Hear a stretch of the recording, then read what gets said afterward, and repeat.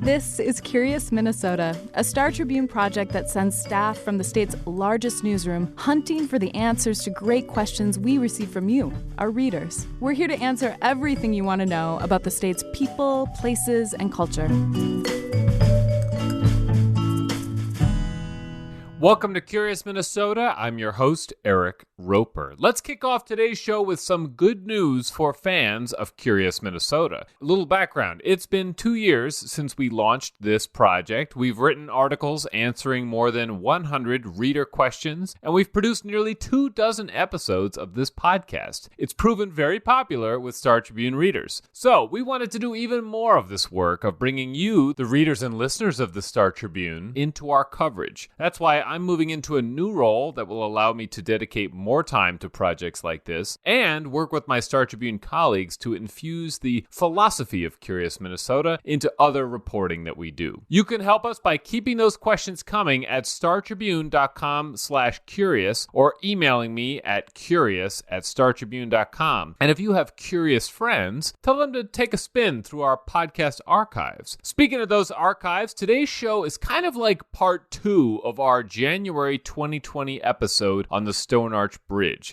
So if you haven't heard that episode, give it a listen. We discussed how the bridge brought trains into James J. Hill's new depot along the river. That train station was replaced in 1914 with the Great Northern Depot, which became a major landmark in the city. Reader Marcus Nielsen wanted to know, why did the city demolish the Great Northern Depot in 1978? Today we're going to delve into that question as well as the 20th century decline of rail travel in the Twin Cities with rail historian Aaron Isaacs. But first, let's hear from Marcus Nielsen. I did a study abroad in England about 20 years ago, and I'm a native of Minnesota. I went to the University of Minnesota in Minneapolis. During my study abroad, I got to travel around Europe a little bit, and obviously they have an amazing public transportation system. Most of their cities are based around their train station. I just kind of looked into the history of Minneapolis and saw how much based it was around the railroad. I knew the Milwaukee Depot was still there, but I always kind of wondered why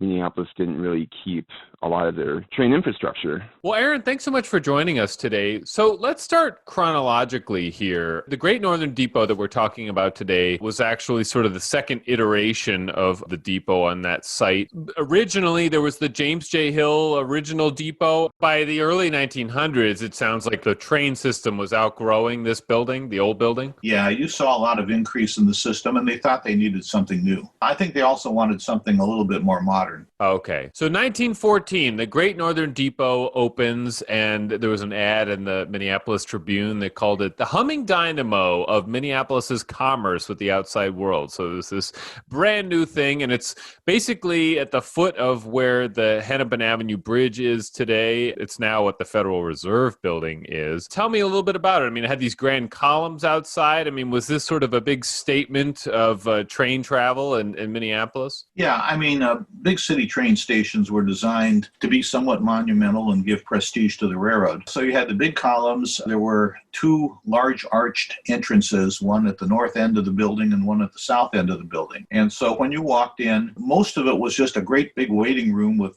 ticket booths along the west wall. If you look to, on one end, there was a restaurant. You had offices all around because you had to have people to run the station. And then there were stairways and later escalators that kind of went down in the middle of the waiting room, down to the platforms. And you look at pictures of this site, and it's almost hard to, from a modern perspective, really place yourself because this entire area was basically wiped out with the Gateway demolition and other demolitions, right? I mean, it looks like just a very different part of downtown that's not familiar today. Right. And of course, you know, the railroads picked up all the prime real estate along the river, not just for the depot, but also for their yards. So these things kind of took up the whole riverbank. Boom Island, right across the river, was the yard and engine facility for the Chicago Great Western. Right. So on the one hand, as a passenger coming into the Great Northern Depot, you would be coming over the Stone Arch Bridge, and it would be sort of this grand vista. On the other hand, the riverfront as we know it today is mostly train tracks, right? Well, train tracks and industry, yeah. Basically, it becomes a very busy hub. So let's fast forward to peak operations, which would have been in the 1920s, right? How many trains were coming through there? Yeah, right after World War I was the peak, about 1920, 21. And there were about 50 trains a day coming into the Great Northern Depot, another 25 coming into the Milwaukee Road Depot. Oh, okay. And so was it sort of seen as the more prominent of the two depots then, given that it was having more trains every day? Yeah, it was bigger. And so certainly this was where celebrities and dignitaries, in addition to a lot of regular people, would arrive in Minneapolis, right? Well, yeah, that's how you got here. Nobody was driving in 1920 from New York City. And you've talked a little bit about how business travel was just very different back then. Because of the speed, business people traveled overnight. If you were within 500 miles of wherever you wanted to be, and from the Twin Cities, that would be, Omaha, Kansas City, Chicago, Duluth, the Dakotas, there was an overnight train, or actually usually multiple overnight trains to serve you. And so what you typically did if you were a business person and you needed to go to another city is, in the evening sometime, 8 o'clock, 10 o'clock, you would go down to the depot, get on the train. You'd be in a Pullman sleeping car. You'd sleep overnight. You'd wake up at 7 or 8. You'd arrive in the other city, and you'd have the entire day. And you'd spend the day doing your business, and then you take the sleeper on the way back. For a lot of people, this was their first glimpse of Minneapolis. So when you walked out of the depot, what would that scene look like? What would be some landmarks you would immediately notice? Well, straight across the street, of course, starting in the 1920s or 30s, whenever they built it, was the main post office. And of course, the post office was there because the mail traveled on the rails, and so you had to put the two close together. And then if you look to your right, you would see Bridge Square, which was where Nicollet Avenue, before it was the Nicollet Mall, came together at First Street with Hennepin Avenue. There was, the Gateway Park was there, and then right beyond that was the Nicollet Hotel. Now, of course, in later where years, you might be going if you were coming into town, right? Right, because you were headed probably into downtown Minneapolis if you were a business traveler. Otherwise, you would catch a streetcar or a taxi cab right out in front. So before we talk about the decline of passenger rail travel and what happened to the depots, I want to take a little detour to Northeast Minneapolis, where an artist has actually brought the columns from the Great Northern Depot back to Minneapolis from Delano, and they're out there for the public to see. So let's just hear a little bit about those columns. I am Zoran Mojsilov, born in Yugoslavia, 1955. This is my outdoor studio, It's my ongoing project. Zoran has created a sculpture garden near the former Grain Belt Brewery in Northeast Minneapolis. The area is peppered with both the remnants of the famous Metropolitan Building as well as giant columns from the Great Northern Depot, which had been at a granite manufacturing site in Delano for several decades until Zoran brought them here to make sculptures. I don't know the history of the train station and who came and who left from this place, but the stones are talking to me and they're telling me who was there and what, and especially the people who carved those stones. I can see we coming from the similar place, Europe or something. This is the first row, and this what laying down, they're gonna go on the top and they're gonna be 2-3 rows, so it should be like 30-40 feet tall. And how do you shape them? What tools do you use? I use diamond blades, and then I burn all this. I burn with a torch, with a wood burner, and you can see how it flakes. All this comes off. They're 5 feet diameter and they're about 10 feet tall. And the two of them would make one column in the old train station. This would never happen in Europe. People would never discard art in general, And even if they are not that greatly educated, they respect art as something special, You mean as far as tearing down the building to begin with? Yeah, that's same, yeah. All right, so Aaron, obviously it hit its peak in the 20s. Then what happened? Give us a little trajectory of train travel after the peak. I think what a lot of people don't realize is that automobile ownership increased to the point in the early 1920s that it really cut into short distance rail travel. And there were still a few suburban commuter trains, kind of like the North Star that we have today. Automobiles eliminated that. They cut into the ridership of the streetcar system. And then, of course, paved roads became universal in the 1920s and 30s. And buses started running on the paved roads, which competed with the trains. And then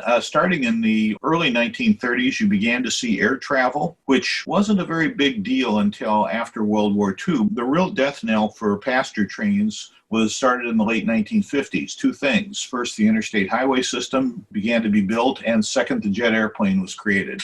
And that really dropped the bottom out of train travel. Okay, and there was a brief little spike during World War II, right? Yeah, because in World War II, you had gas rationing and tire rationing, plus you couldn't buy a new automobile. And for that reason, ridership in World War II increased back to 1920 levels, but only for the duration of the war.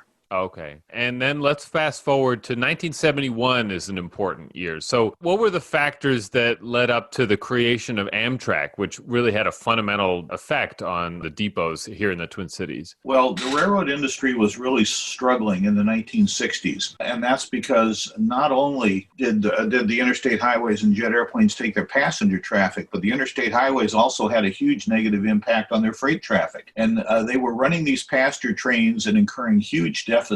They had to get approval from the Interstate Commerce Commission to get rid of the trains, which the Interstate Commerce Commission did, but did reluctantly. And as a result, they were having to subsidize them long after the ridership had gone away. And so finally they made a deal with the federal government that Amtrak would be created and would take over a much smaller passenger rail system, which would get the railroads out from under their passenger losses. And in exchange, Amtrak would have access to run their trains on the freight railroads, generally at a pretty bargain price. And so Amtrak appeared in, I believe it was August 1971, and literally overnight, the number of passenger trains in the country dropped about 2/3. Wow. And so we haven't talked about this, but St. Paul's Union Depot was actually the busiest of all three of the depots we're talking about. So that became somewhat obsolete as a train depot overnight, in addition to the Milwaukee Road Depot, right? Because there was still a train for a little while going to Great Northern, the Amtrak train. Right. Well, Amtrak knew they only needed one station for the Twin Cities. They definitely didn't want the Milwaukee Road Depot.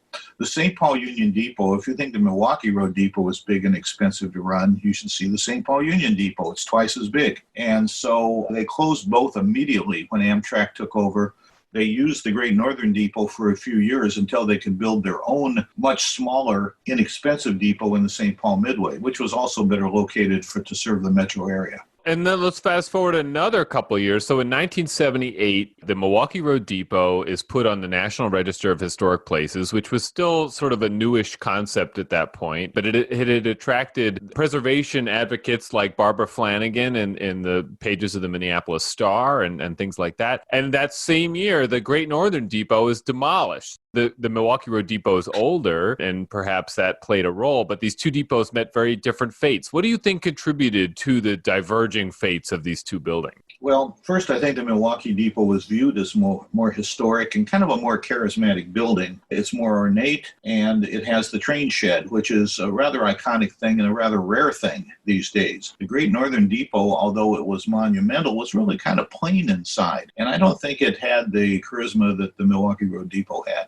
Okay. And also the Milwaukee Road Depot was smaller, right? Or was it more manageable size? Oh, definitely smaller, yes. And so in the Great Northern, they didn't have a shed. You would go down to platforms, right, that were below the depot area? Right. You go down to the platforms. Each platform had what they called an umbrella shed over it. So you were protected from the weather, but it wasn't one great big shed that covered all the tracks simultaneously.